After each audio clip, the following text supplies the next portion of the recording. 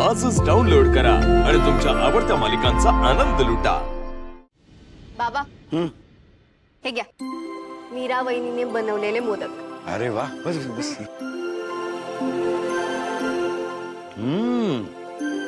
उत्तम बनलेत। मीरानी एवढ्या कमी वेळात इतके उत्तम मोदक बनवले, वाह। बाबा अथर्व दादाने जेव्हा मंगळसूत्र सुलट केलं तेव्हा त्याचा चेहरा पडला होता, पण आपली वेदा खूप खुश होती। कारण वेदाने मीराला आई म्हणून ऍक्सेप्ट केलंय ना।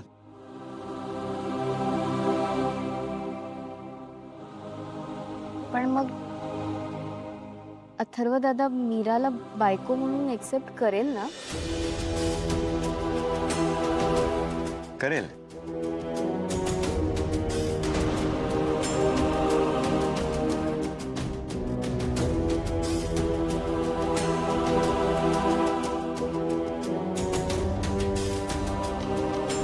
दोघांच्याही नशिबाचे फासे सारखेच पडतायत। करणार, घात करणार, दुसरी बायको घात करणार। बाबा हाँ कसला विचार करताय? अनन्या, जेव्हा अथर्व आणि मायाचं लग्न ठरवलं जात होतं तेव्हा मला एक साधू बाबा भेटले होते। मला तर ते तपस्वीच वाटले तेव्हा। Yes, correct. तुम्ही मला म्हणालेलात की त्यांना भेटायचंय पण काही कारणामुळे भेटता आलं नाही, तेच ना? Correct correct correct. तेव्हा त्या बाबांनी मला सांगितलं की दुसरी बायको घात करेल। म्हणजे मी जेव्हा त्यांना भेटलो तेव्हा दुसरी बायको घात करणार, तुझी आणि तुझ्या मुलाची।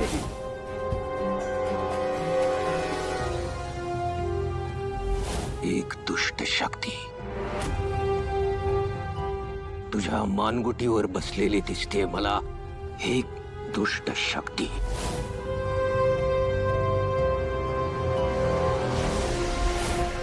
आणि तेव्हा त्यांनी अचानक माझ्या चेनला हात घातला आणि ते एक मंत्र पुटपुटले। त्यानंतर मला वाटायला लागलं की माया आणि अथर्वचं लग्न अजिबात होता कामा नये। बरोबर। पण मग मायाच्या ऐवजी मीराच अथर्वची बायको बनून घरात आली।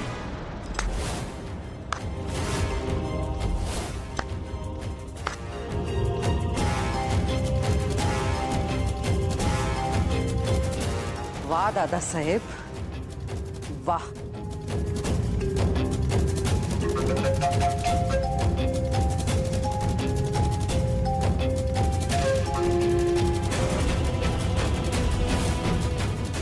रस्त्यावरचा एक माणूस येऊन तुम्हाला सांगतो दुसरी बायको घात करेल आणि तुम्ही त्याच्यावरती विश्वास ठेवता।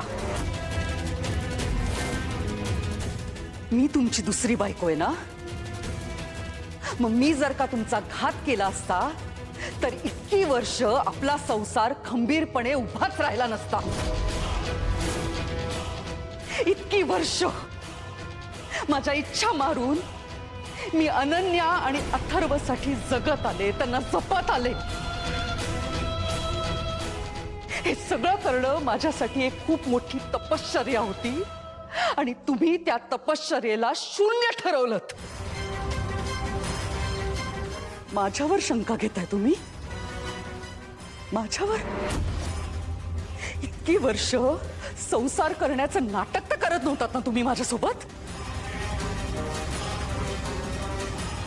अचानक रस्त्यात भेटलेल्या माणसावर तुमचा माझ्यापेक्षा जास्त विश्वास बसलाच कसा दादासाहेब?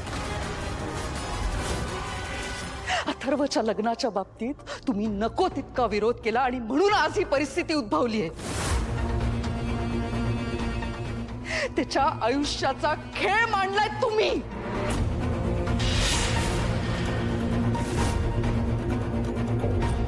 मी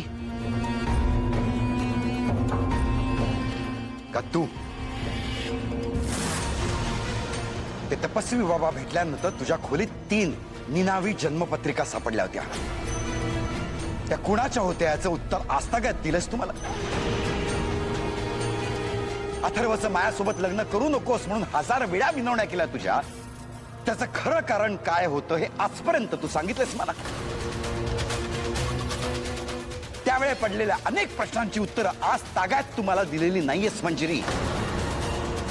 मग तुझ्यावर शंका नाही येणार तर मग कोणावर येणार?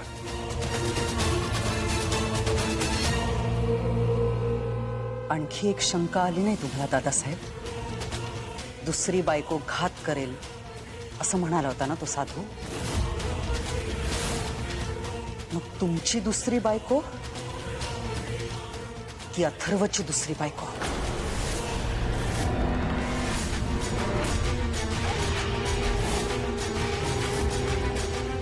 आणि तो जर का अथर्वच्या दुसऱ्या बायकोबद्दल बोलत असेल तर जेव्हा माया आणि अथर्वचं लग्न होणार होतं तेव्हा त्यांनी मायाचं नाव घेतलं होतं.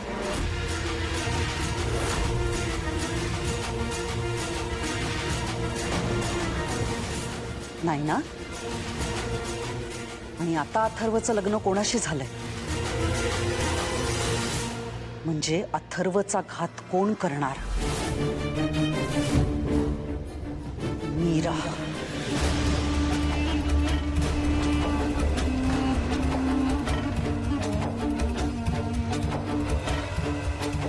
एक दिवस तुमची ही मीराच आपल्या सगळ्यांचा घात करणार.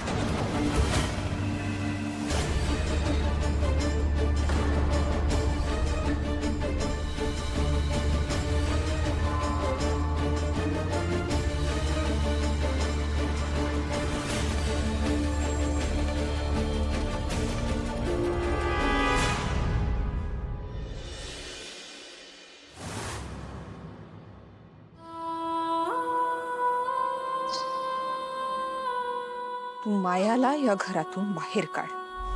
जोपर्यंत ती माया या घरात आहे माझ्या वेदाच्या जीवाला धोका आहे.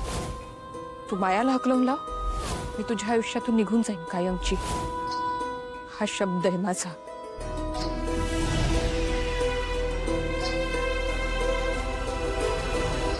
आई मला झोप नाही येते, गोष्ट सांग ना. वेदा आज नको, आता झोपा शांत. नाही आज म्हणजे आजच. वेदा म्हंटल ना तुला, उद्या सांगते गोष्ट, आता नको. हा आता मला नाही सुचणार. आई प्लीज आज सांग ना गोष्ट, प्लीज प्लीज. वेदा हट्ट करू नकोस, नाही तर धपाटे घालेन. झोप आता.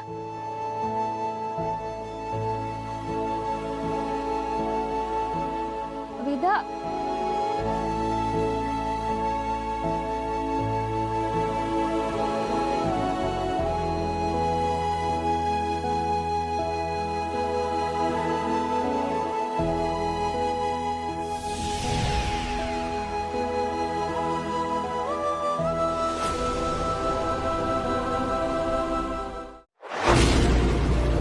तुला जपणार